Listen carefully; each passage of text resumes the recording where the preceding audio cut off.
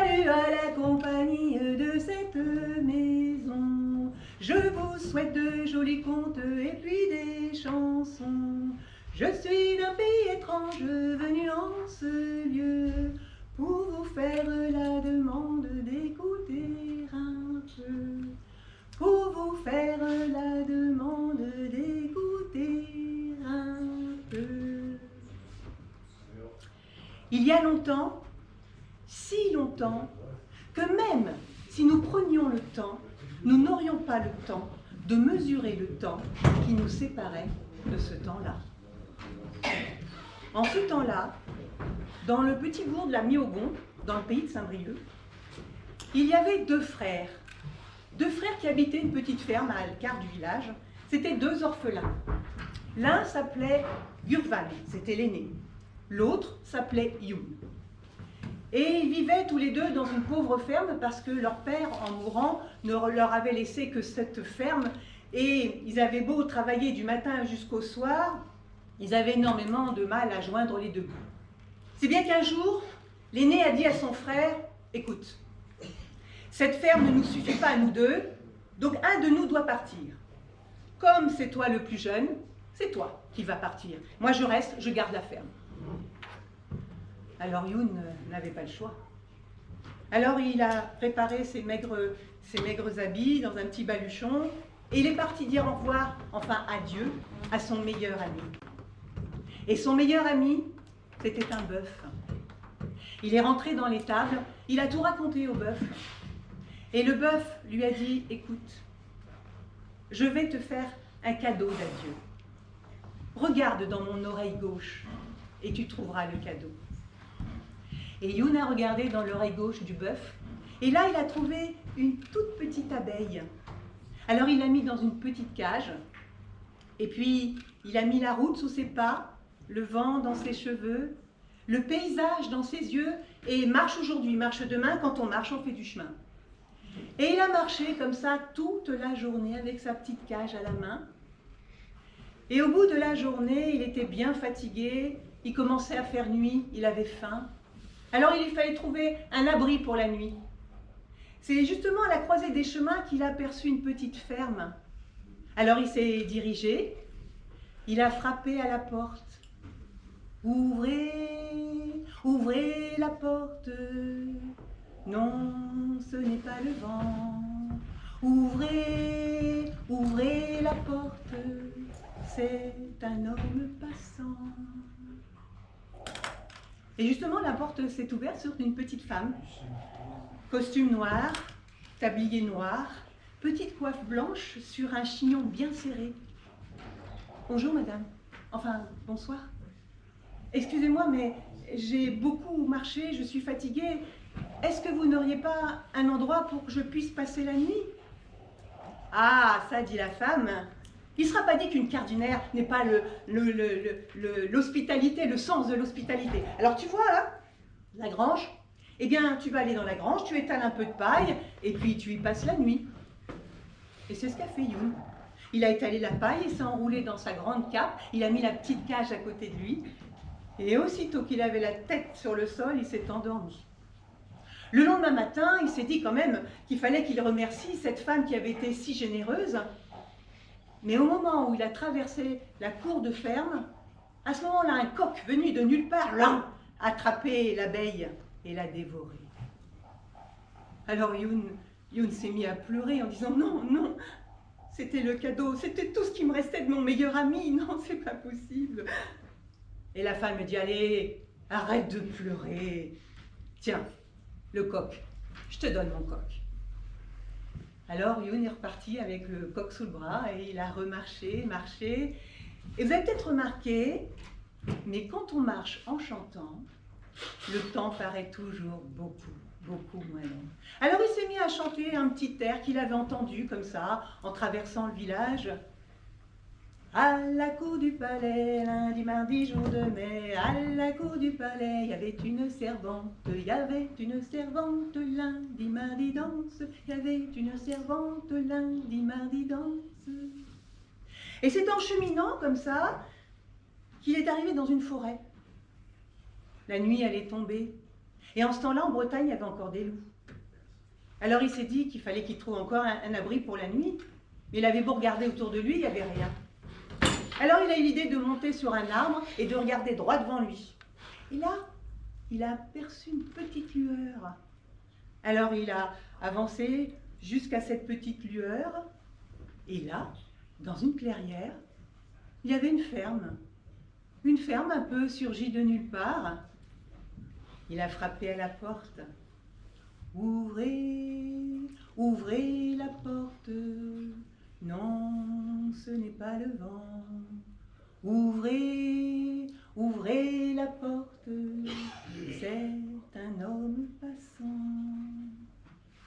Et la porte s'est ouverte sur un homme massif. Un vieil homme, cheveux blancs, barbe blanche.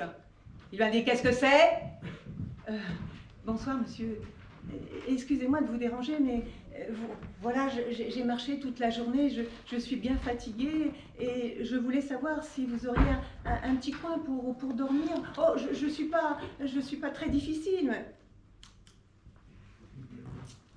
Tu m'as l'air d'un brave gars. Alors écoute, tu vois les tables? Eh ben, t'as qu'à t'y coucher à côté de la vache. T'auras chaud comme ça. Et puis, comme t'as l'air d'un brave gars, eh bien, demain matin, viens manger la soupe avec nous. Alors, Youn était dans les tables, toujours avec son petit coq sous le bras. Il l'a posé délicatement et il s'est couché le long de la vache, enveloppé dans sa grande cape. Et aussitôt, il s'est endormi. Le lendemain, ben, comme il était invité à manger, avec son coq sous le bras, il traverse la ferme et au moment où il traversait la ferme, un chien venu de nulle part a attrapé le coq et l'a dévoré. Alors là, Youn s'est mis encore à pleurer et pleurer en disant mais qu'est-ce que j'ai fait au bon Dieu, moi? Tout ce qui m'arrive, mais c'est pas possible, mon coq. Et il pleurait tellement que le vieil homme me dit: allez mon gars, arrête de pleurer. Bon, puis c'est comme ça, je te donne mon chien. Alors Youn a pris le chien. C'était un chien noir avec des longs poils, une longue queue, un museau tout fin. Et le chien s'est commencé en marchant, à trottiner à côté de Youn. Et encore, il a mis la route sur ses pas. Et tout d'un coup, il s'est arrêté. Il a regardé le chien, il a regardé la route. Il a dit: non, c'est fini, je m'arrête là. Je ne peux pas continuer. La ferme, elle me manque trop.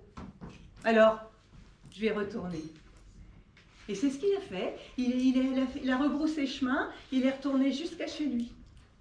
Et là, en arrivant chez lui, il a vu son frère Gurvan qui était en train de labourer le champ avec une charrue. Et à ce moment-là, le chien l'a regardé, s'est mis à parler à voix humaine. Et lui a dit: si tu veux savoir ce dont je suis capable, attelle-moi à la charrue. Alors Youn a attelé le chien à sa propre charrue, et en l'espace de quelques heures, le chien avait labouré le champ parfaitement. Alors Gurvan, quand il a vu ça, il a dit: donne-moi ton chien. Non, a dit Youn, c'est mon chien maintenant. Donne-moi ton chien. Non, je ne veux pas. Mais Gurvan a arraché le chien des mains de Youn et l'a attelé à sa propre charrue. Il lui a dit au chien: allez, avance. Mais le chien n'a pas bougé une patte. Mais vas-y, avance!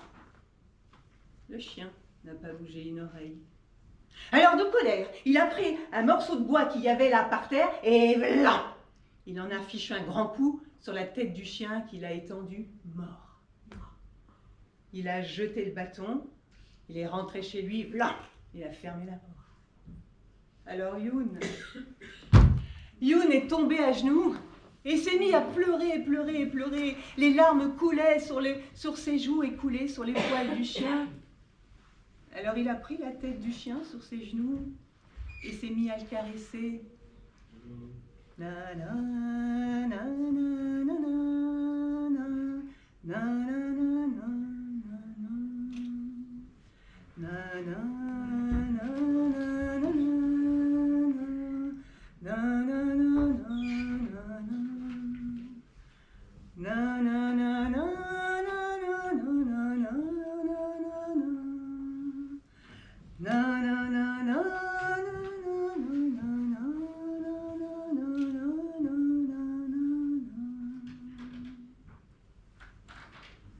nuit était tombée. Youn a pris son chien dans ses bras. Il est allé jusqu'au bout du champ. Il a fait un trou. Il a mis son chien, il l'a recouvert de terre. Et il est rentré chez lui se coucher. Et le lendemain, quand il s'est réveillé, à la place du chien, il y avait un magnifique pommier, un vrai pommier breton. Sur chaque branche, il y avait une belle pomme rouge. Alors Youn a sorti son petit couteau, il a cueilli une pomme, il l'a ouvert en deux, et à ce moment-là, un nuage blanc est sorti de la pomme.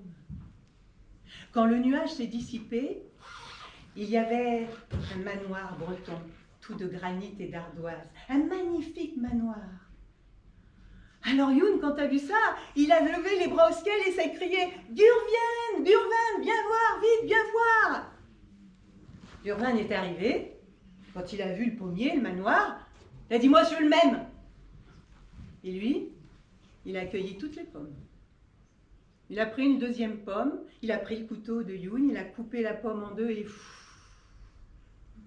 le nuage blanc est sorti. Quand il s'est dissipé, c'est un essaim d'abeilles qui est sorti de la pomme et qui s'est mis à piquer les oreilles, les yeux, les mains de Gurvan.